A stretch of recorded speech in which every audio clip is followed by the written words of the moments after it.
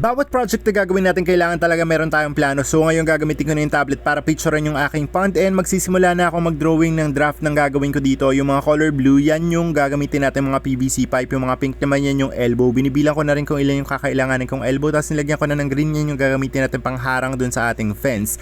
Andito na ako ngayon sa hardware, mag-isa lang ako, wala talaga akong kasama, wala kasi akong katulong dito ngayon. And then yung gagamitin nating net pangharang dun sa ating fence.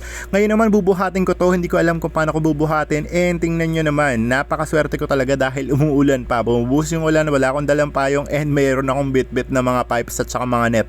At last nakauwi na ako ng bahay, ayan na, nabit-bit ko siya, hindi ko alam kung paano, pero basang-basa talaga ako dyan, sobra. So andito na ako ulit ngayon sa pond, gagawin na natin yung fence na pinaplano natin matagal na. Umaambong ngayon di sa Las Piñas pero itutuloy natin to. Una kong gagawin is tatarakan ko muna ng mga pagkakapitan nung ating magiging fence doon para i-cable tie ko siya mamaya kapag nakatayo na yung mga fence. Ito yung plano natin dito sa ating pond. So magkakaroon ng mga fence dyan, dyan para hindi makatungtong yung aso. Tapos eventually ilalagay natin dyan yung ating mga goldfish. So yan yung magiging itsura niya.